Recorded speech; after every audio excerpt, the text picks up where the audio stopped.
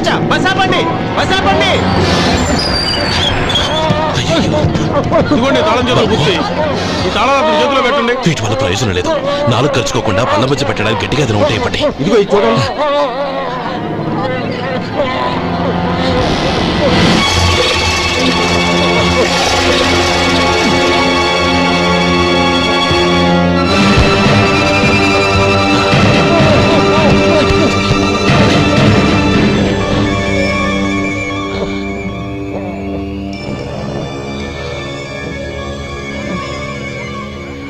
మీరు వెళ్ళి మీ సీట్లో కూర్చోండి. కొంచెం గాలాన్ని పట్టి. ఇప్పుడు ఎలా ఉంది బాబు?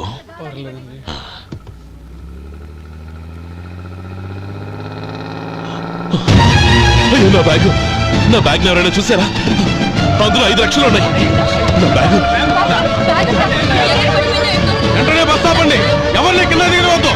అందరినీ చెక్ చేయండి. నా అంచనా తప్పు కాలేదు. వాడి మంచితనమే వాడిని దెబ్బకొట్టింది. మన వాళ్ళని పంపించి గుడి తాలూకు డబ్బు కొట్టేశాడని పోలీస్ కంప్లైంట్ ఇవ్వండి. ఇప్పుడు ఆ స్టేషన్లో ఎస్ఐ వాడి తమ్ముడే. వాడే వెళ్ళి వాడి అన్నయ్యని అరెస్ట్ చేసి వీధుల్లో నడిపించుకు తీసుకురావాలి. అది నేను కళ్ళారా చూడాలి, మనసారా సంతోషించాలి. అయ్యా గోపాలం గారు, గోపాలం గారు, మీరు దేవస్థానం సొమ్ము దొంగిలించారని ఎవరో పోలీస్ కంప్లైంట్ ఇచ్చారంట. మిమ్మల్ని అరెస్ట్ చేయడానికి మీ తమ్ముడు గారు వస్తున్నారు.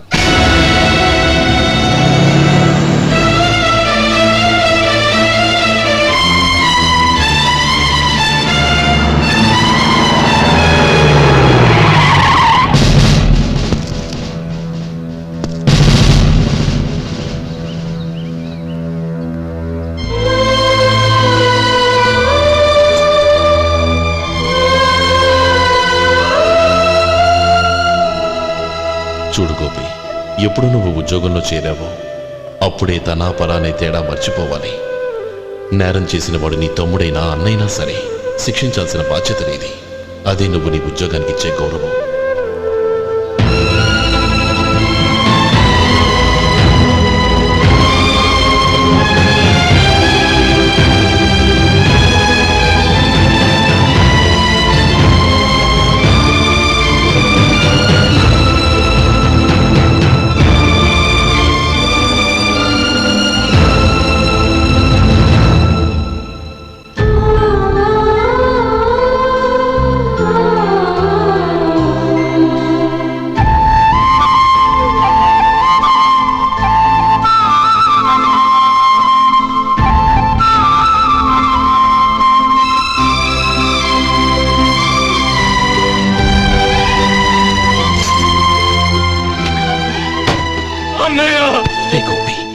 ఏమిట్రా ఇది?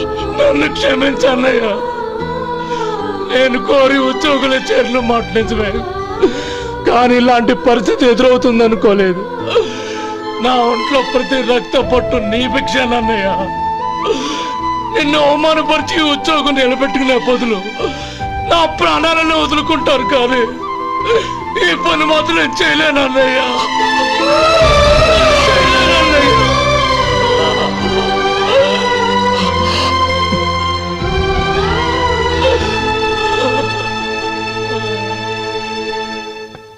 ఏరా, ఇన్నేళ్లు కష్టపడి సంపాదించిన ఉద్యోగానికి రాజీనామా చేస్తావా? కనీసం నీ పెళ్ళాం ఏమనుకుంటుందోనని ఆలోచించావా? ఇందులో అనుకోవడానికి ఏముంది మామగారు? ఎండనక వాననక కష్టపడి ఓ తండ్రి కంటే ఎక్కువగా ఈయన్ని పెంచి పెద్ద చేశారు బావగారు. అలాంటి దేవుణ్ణి అరెస్ట్ చేసే ఆ ఉద్యోగం ఈయనకు అవసరం లేదు. బాగుంది. అన్నకు తగ్గ తమ్ముడు, తమ్ముడికి తగ్గ పెళ్ళాం. సరే, మీ ఇష్టం. నానమ్మ, అన్నయ్యడి. నమస్కారం అండి. ఓ నువ్వా? రా కూర్చో. పర్వాలేదండి. ఏంటి ఇలా వచ్చావు? ఆ రోజు నా కంపెనీని మూసేయమన్నారు. ఇప్పుడు నేను మూసేయడానికి సిద్ధంగా ఉన్నాను. దానికి ప్రతిఫలంగా నాకు 5 లక్షలు కావాలి. అలాగే, నీకు కావాల్సిన 5 లక్షలు నేను ఇస్తాను. చాలా థ్యాంక్స్ అండి. కానీ మీరు మీ కంపెనీని మూసేయక్కర్లేదు. సార్? అవును మిస్టర్ మధు, మీ అన్నగారికి జరిగిన అన్యాయం గురించి తెలుసుకున్నాను. మీ కుటుంబం గురించి కూడా విన్నాను. సహజంగా అందరూ ఐకమత్యానికి ఉదాహరణ రామలక్ష్మణులు అంటారు. కానీ ఆ రామలక్ష్మణులు ఎలా ఉంటారనేది పుస్తకాల్లో చదవడం తప్ప ఎవ్వరూ చూడలేదు. మీ అన్నదమ్ములను చూస్తే ఆ రామలక్ష్మణులు ఇలాగే ఉండేవారేమో అనిపిస్తుంది. అలాంటి కుటుంబానికి ఇలాంటి ఇబ్బంది రావడం నిజంగా దురదృష్టం. రామునికి హనుమంతుల్లా కాకపోయినా ఏదో ఉడతా భక్తిగా నా వల్ల వీలైన సహాయం ఈ 5 లక్షలు తీసుకో. మీ కంపెనీ పేరు మీదే అన్ని సరుకులు తయారు చేయండి. నేను వాటిని ప్రపంచమంతా మార్కెటింగ్ చేస్తాను. సార్, మీ రుణం ఉంచుకోను, తొందరలోనే తీర్చేస్తాను. స్నేహితుల మధ్య రుణాలేంటి మధు? We are friends.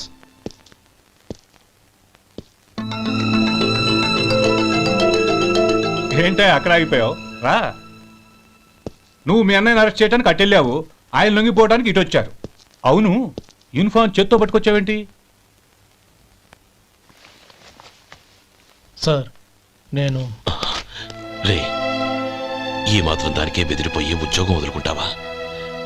నువ్వు ఇలాంటివి ఎన్నో సమర్థవంతంగా ఎదుర్కోవాలి. నిన్ను నేను ఎస్పీగా చూడాలి. అది కాదన్నయ్య. ఇంకేం మాట్లాడకు. ఇన్స్పెక్టర్ గారు, నన్ను లాకప్లో పెట్టండి. ఉమ్. ఆగండి సార్, ఆ డబ్బు ఎక్కడికి పోలేదు, నేనే తీసి జాగ్రత్త చేశాను. ఈ విషయం అన్నయ్యకి తెలియక బ్యాగులో డబ్బు కనబడకపోవడంతో అది పోయిందనుకున్నాడు. నే పట్నం నుంచి వచ్చేసరికి జరిగిన గొడవంతా తెలిసిందే. రే మధు, జరిగిన దానికి నన్ను క్షమించనయ్యా. ఇంటికి వెళ్ళాక అన్ని వివరంగా చెప్తాను. సార్, ఇదిగోండి 5 లక్షలు. ఇది కమిటీ వాళ్ళకి అప్పగించి ఈ కేసు కొట్టేయండి సార్. భలే వాడివయ్యా, తీసినప్పుడు ఒక మాట ఆయనతో చెప్పుండొచ్చుగా. అనవసరంగా పెద్ద ఆయన స్టేషన్ వరకు రప్పించావు. Sorry sir. అన్నయ్య, మీరు ఇంటికి వెళ్ళండి, నేను లెక్క అప్ప చెప్పేసి వస్తాను. వస్తానండి. అలాగే. ఎలా దెబ్బ కొట్టాలన్నా కుదరటం లేదు. అయినా వీళ్ళకు ఉన్న పళ్ళంగా 5 లక్షలు ఎలా వచ్చాయి? అదే బావా, నాకు అర్థం కావటం లేదు. నీకు అర్థమైతే ఆశ్చర్యపడాలి కానీ అర్థం కాకపోతే ఆశ్చర్యం ఏముంది? Useless fellow.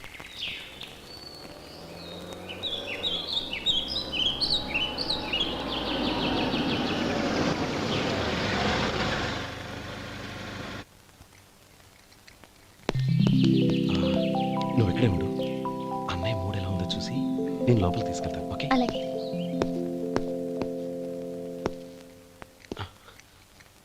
అన్నయ్య, ఏంట్రా? నేను చాలా రోజుల నుంచి నీకు విషయం చెప్తున్నాను, గుర్తుందా? ఏ విషయం? అదే అన్నయ్య, నేను ఓ అమ్మాయిని ఓ అమ్మాయిని లవ్. ఓహో, లవ్ చేస్తున్నావా? ఆ విషయం నువ్వు నాకెప్పుడు చెప్పావురా? ఊళ్ళో అందరూ అనుకుంటుంటే నేను విన్నాను. సారీ అన్నయ్య, నీకు చాన్నాళ్ళుగా చెప్పాలనుకుంటున్నాను కదా, అందువల్ల చెప్పేశానేమో అనుకున్నాను. ఓహో, ఆ అమ్మాయి వచ్చిందన్నయ్య, బయట నిలబడి ఉంది. బయట నిలబెట్టడం ఏమిట్రా? లోపలికి తీసుకురా. అలాగే అన్నయ్య. ఏయ్, అన్నయ్య మంచి మూడ్లో ఉన్నాడు, రా. కమ్.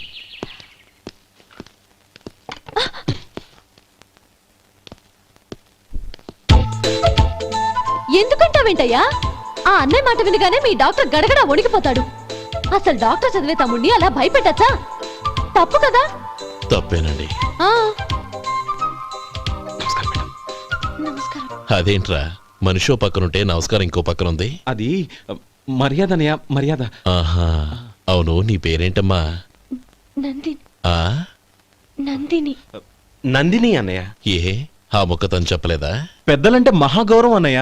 మేమిద్దరం ఇంత క్లోజ్ ఫ్రెండ్స్ కదా, ఆయన నాతో కూడా ఎక్కువ మాట్లాడదు ఓహో, కదా. నాకు మీ డాక్టర్కి పెళ్ళవని అప్పుడు అన్నయ్య సంగతి చెప్తాను. ఏం చేస్తారండి? ఏం చేస్తానా? సంవత్సరం తిరగకుండానే కవల పిల్లల్ని కని వాళ్ళ అన్నయ్య చేతిలో పెడతాను. వాళ్ళకి 5 సంవత్సరాలు వచ్చేసరికి ఆయన్ని బాగా ముట్టిగలేస్తారు.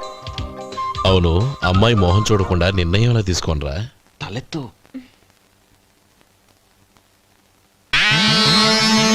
ఏం చెప్తా? అదేనండి, నందిని గారు వచ్చి వెళ్ళారని చెప్తాను. గుడ్, పైకి వస్తావు. ఈయన మీ అన్నయ్య? అవును. నందిని, ఏమైంది? ఎందుకు ఏడుస్తున్నావు?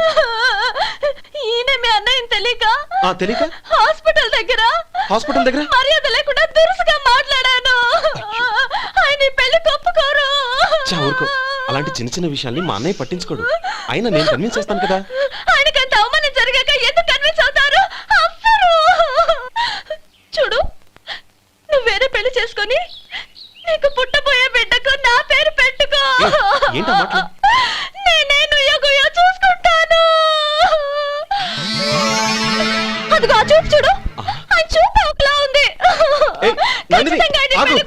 నందిని నా మాట విను ప్లీజ్ నందిని రే శేఖర్, ఆ అమ్మాయి చెప్పింది నిజమే. తనని ఎప్పుడైతే హాస్పిటల్ దగ్గర చూశానో అప్పుడే నేను నిర్ణయానికి వచ్చేసాను. విన్నావా నేను చెప్పానుగా ఆయన ఆల్రెడీ ఓ నిర్ణయానికి వచ్చేసారట. ఇక నేను వెళ్తాను. అలాగే వెళ్ళి ఈసారి వచ్చేటప్పుడు మీ అమ్మా నాన్నల్ని తీసుకురా. ముహూర్తాలు ఎప్పుడు పెట్టుకోవాలో నిర్ణయించుకుంటాం. అర్థం కాలేదా? నువ్వే మా వాడికి సరైన జోడి. అదే నేను తీసుకున్న నిర్ణయం.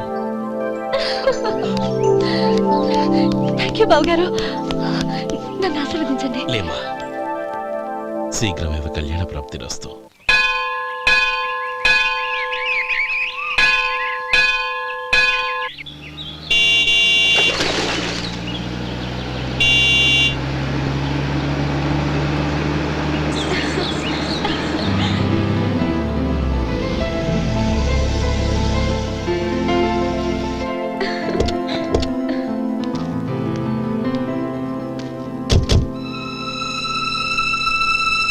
రామా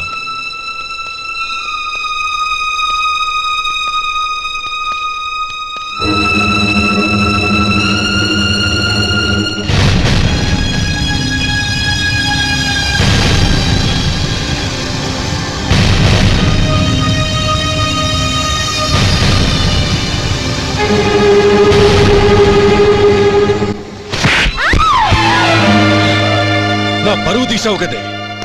ఒక బెచ్చగాడిని నువ్వు కోరుకున్న వాడికి ఇచ్చి చేసేవాడిని. కానీ నువ్వు ఎవరిని ప్రేమించావో తెలుసా? ఎవడి నీడ సోకితే పంచమహాపాతకాలు అంటుకుంటాయనుకుంటున్నానో వాడి తమ్ముణ్ణి.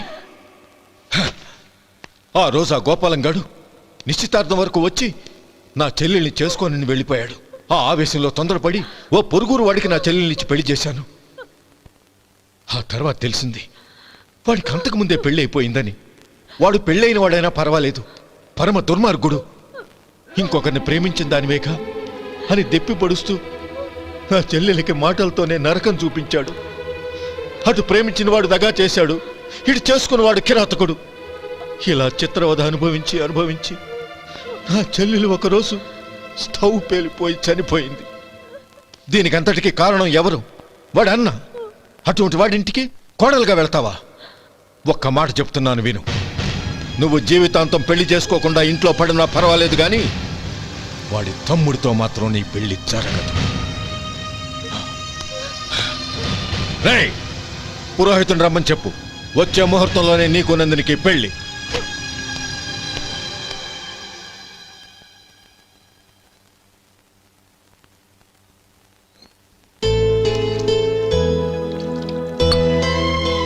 ఒరే, అదేంట్రా ఒక ముద్దైనా తినకుండా చేయగడిగేశావు?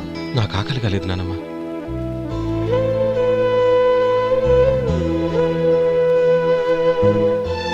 ఆ అమ్మాయి చాలా మంచిది, చదువుకున్న పిల్ల, మనందరికీ బాగా నచ్చింది. కానీ ఆ లక్ష్మీపతి గారి గురించి ఆలోచిస్తేనే నాకు భయం వేస్తోంది. వాడు మన కుటుంబం ఎప్పుడెప్పుడు విడిపోతుందా అని ఎదురు చూస్తున్నాడు. అన్నయ్య, ఆ అమ్మాయే కాదు, ఈ ప్రపంచంలో మన కుటుంబం కంటే నాకేది ఎక్కువ కాదు. ఆ పెళ్లి గురించి నేను మర్చిపోయాను, మీరు మర్చిపోండి.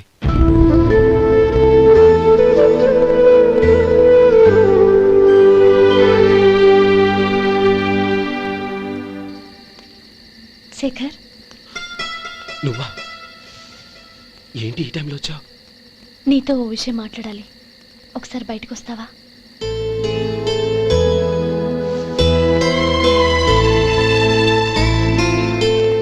ఏంటి సూట్ కేసుతో వచ్చావు? శేఖర్, మా నాన్న నాకు వేరే పెళ్లి చేయాలని చూస్తున్నాడు. అందుకే నేను నిర్ణయానికి వచ్చాను. మన ఇద్దరం ఎక్కడికైనా పారిపోదాం. చూడు నందిని, ఈ టైంలో నిన్ను నన్ను మా అన్నయ్య చూశాడంటే బాగోదు. నువ్వు వెళ్ళిపో. అన్నయ్య అన్నయ్య అన్నయ్య, ఎప్పుడు మీ అన్నయ్య మాటేనా? నీకు నేను ముఖ్యమా, మీ అన్నయ్య ముఖ్యమా? నాకు మా అన్నయ్య ముఖ్యం. శేఖర్, నీ గుండెల మీద చేయి వేసుకొని చెప్పు, నన్ను మర్చిపోయిన సుఖంగా ఉండగలవా? అది నాకు తెలియదు, కానీ మా అన్నయ్యకు తలవంపులు తెచ్చి ఖచ్చితంగా నేను మనశ్శాంతితో ఉండలేను. నా పరిస్థితి అర్థం చేసుకో. దయచేసి మీ నాన్న చూసిన సంబంధం చేసుకుని సుఖంగా ఉంటుంది. చాలా టైం అయింది, ఇంకా బయలుదేరు. నన్ను క్షమించు.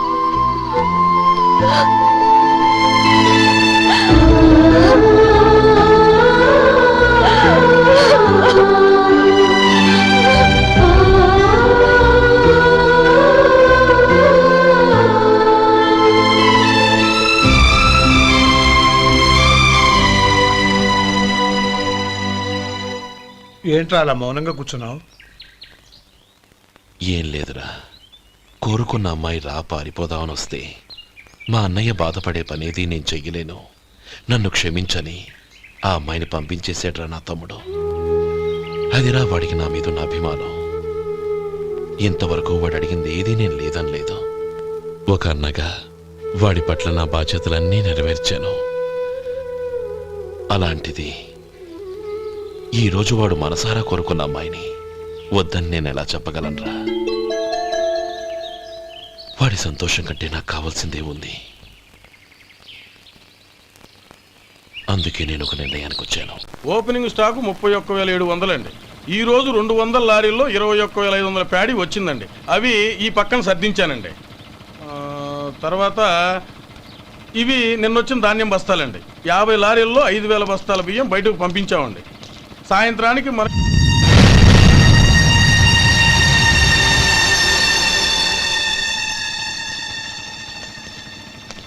వీడెందుకు వచ్చాడు ఇక్కడికి? నమస్కారం. ఎందుకు వచ్చాడో అడుగు.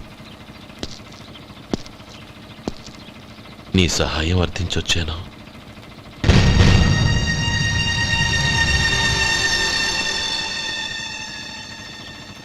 మీరు వెళ్ళండి. ఆ రోజు నీ చెల్లెల్ని నేను చేసుకోనన్నాను. ఏ పరిస్థితిలో అలా అన్నానో నీకు తెలుసు. నేను చేసింది తప్పని నీకు అనిపిస్తే ఆ తప్పుకి నా తమ్ముడిని శిక్షించద్దు. మన మధ్య ఉన్న విరోధం తెలియక వాళ్ళు ప్రేమించుకున్నారు. నేను నా తమ్ముడికి నీ కూతుర్ని మని అడగడానికి వచ్చాను. దయచేసి వాళ్ళ పెళ్లికి అంగీకరించు. నీ మొహం చూస్తేనే పాపమని సొంత ఊరినే వదిలేసి వచ్చిన వాణ్ణి. అలాంటి నేను నీ ఇంటికి నా బిడ్డనివ్వాలా? ఇన్నేళ్లుగా నీ నీడ కూడా నా మీద పడకూడదని పట్టుదలగా ఉన్న నేను దాన్ని వదులుకొని నీతో సంబంధం కలుపుకోవాలా? సరే, నేను నా పట్టుదలని ఆత్మాభిమానాన్ని అన్నిటినీ వదులుకొని నా కూతుర్ని తమ్ముడికిచ్చి చేశానే అనుకో. దానికి బదులుగా నువ్వేం వదులుకుంటావు? ఏం వదులుకుంటావో చెప్పు.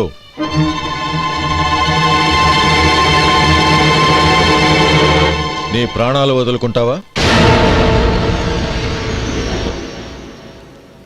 అలాగే. నీ ప్రాణం వదిలితే నాకేంట్రా లాభం? నువ్వు దేని మీదైతే ప్రాణాలు పెట్టుకున్నావో దాన్ని వదిలే. నీ తమ్ముళ్ళ మీదగా నువ్వు ప్రాణాలు పెట్టుకున్నావు. ఆ తమ్ముళ్లను వదిలే. అన్న అనే బంధానికి నువ్వు నీళ్లు వదిలేయాలి.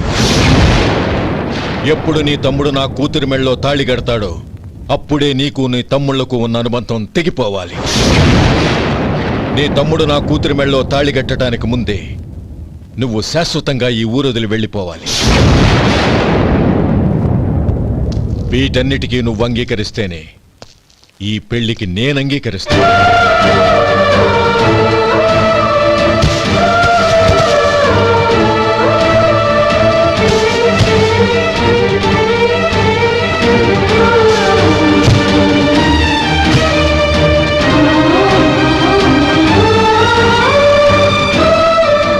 ఏమంటావు?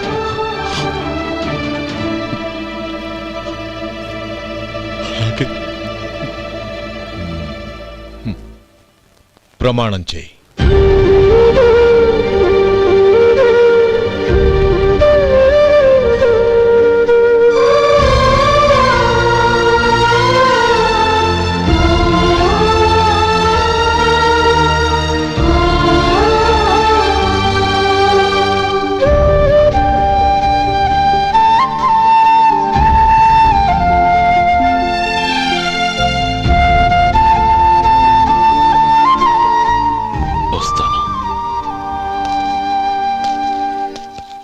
అంకుల్ నందినిని నాకిచ్చి పెళ్లి చేస్తానని చెప్పి ఇప్పుడు వాడి తమ్ముడికిచ్చి చేస్తానని మాటిచ్చారేంటి?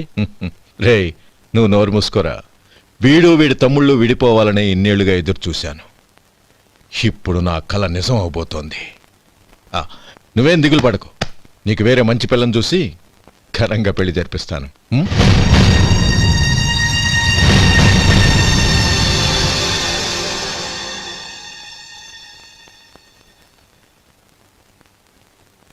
శేఖర్, మధు, నానమ్మా, రే నువ్వు చాలా అదృష్టవంతుడివిరా.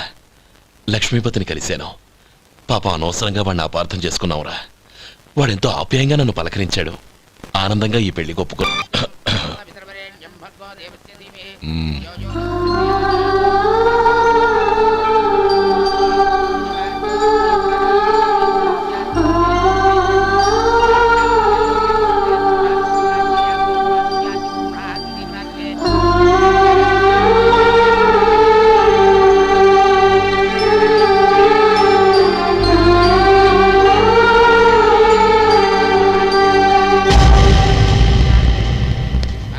రే గోపాలం, రే రే మమ్మల్ని అందరినీ వదిలేసి వెళ్ళిపోతున్నావురా?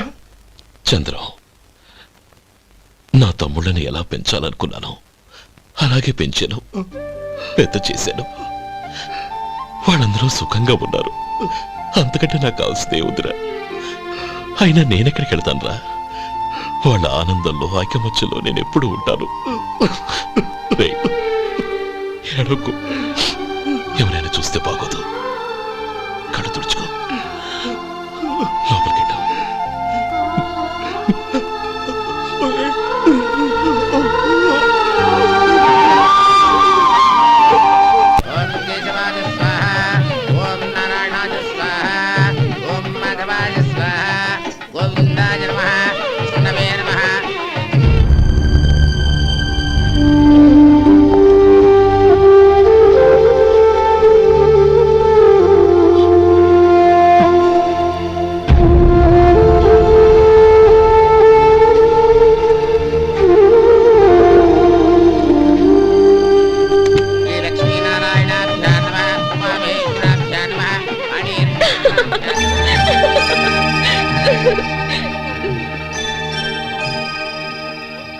మావయ్య, అన్నయ్య ఎక్కడ? పని మీద బయటికి వెళ్ళాడు, వచ్చేస్తాడు. ఓహో అలాగా. నమస్కారం, రండి రండి.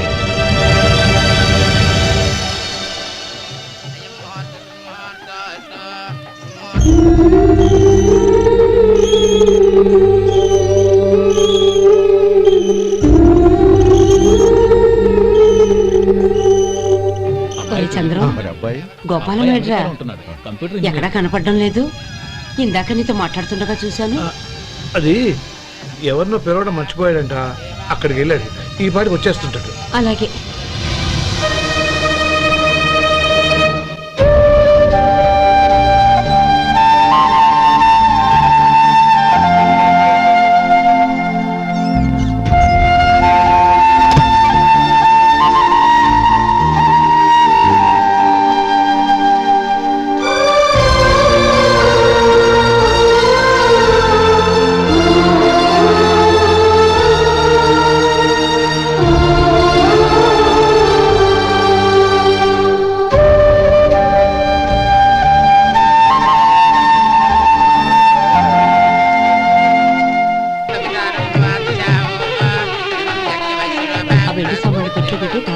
అలాగే.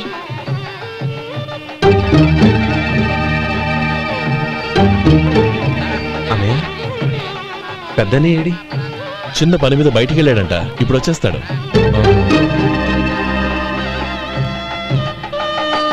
భజంత్రీలు భజంత్రీలు బాబు, తాడిబొట్టు అందుకోండి. ఆపండి.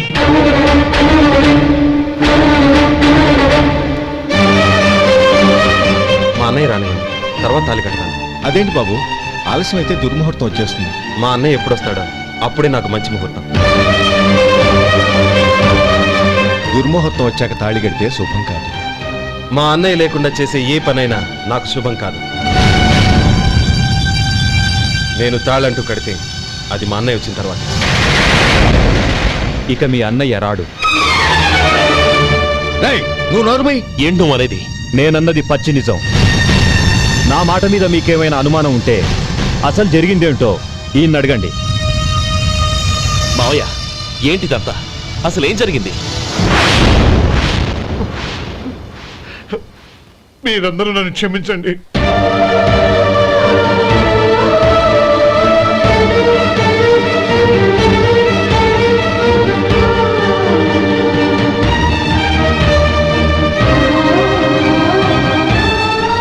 ఇది బాబు జరిగింది. బాబు రక్షించడు.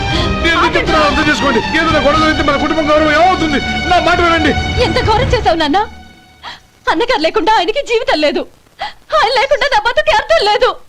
మా పెళ్లి పేరుతో ఆ దేవుణ్ణి ఎలా శిక్షించడానికి అసలు నీకు మనసు ఎలా వచ్చింది? అది కాదమ్మా. అంతకంటే నాకు ఇంత విషయం ఇచ్చి చంపుండొచ్చుగా.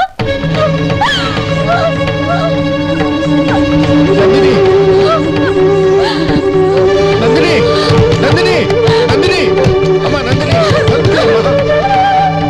నా మాట వినమ్మా, తలుపు తీ, నందిని. ఎందుకే బాధపడతావు? వాడు కట్టుకోకపోతేనే నిన్ను చేసుకోవడానికి నేనున్నానుగా. నందిని. ఏయ్, ఏయ్, రాస్కెల్. వదలరా. ఏయ్. ఏయ్, లోపల.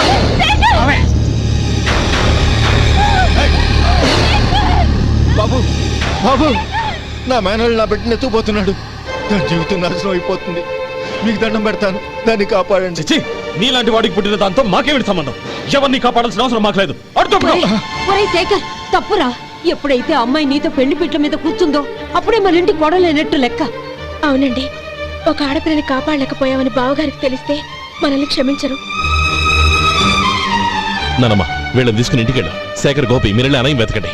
నందిని విషయం నేను చూసుకుంటాను. వాడు ఎక్కడికి తీసుకెళ్ళి ఉంటాడు?